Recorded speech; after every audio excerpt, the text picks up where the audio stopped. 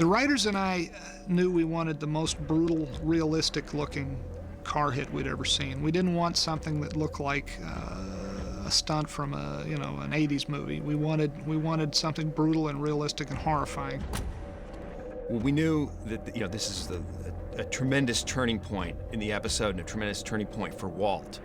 And we knew that the audience has been waiting for Walt to act in the episode at some point, and that this moment was really shocking.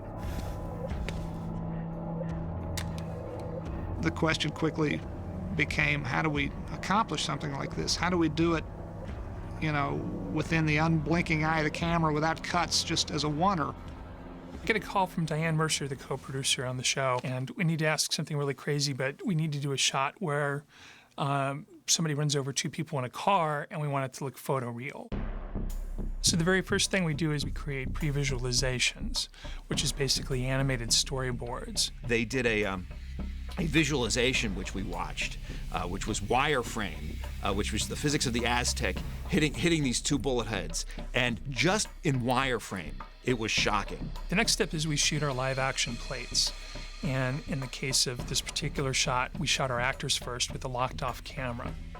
You had the two actors playing the bullet heads, and they turned and looked to see and reacted as if the Aztec was approaching at high speed. And once we were happy with their performance, we unlocked the camera and then allowed the car to drive through on its own plate. And actually, we placed sandbags at one part of the road so the Aztec would bump a little bit. So the stunt man goes about 30 miles, 40 miles an hour, goes boom, goes over the sandbag. So once we get into post-production, it's a relatively simple matter of combining our 3D elements with our live action plates to create the final image.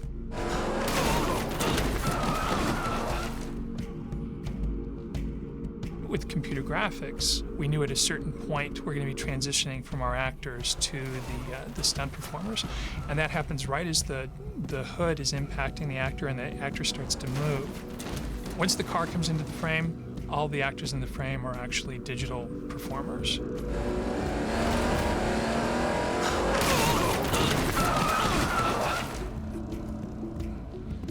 Part of the success of the shot is really that it doesn't look like a special effect. It doesn't even feel like a special effect. It just feels like a shocking event. Bill and his guys made, for my money, what is one of the all-time great visual effects shots, which you see here in episode 312.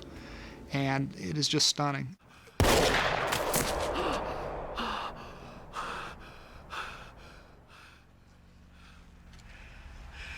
Run.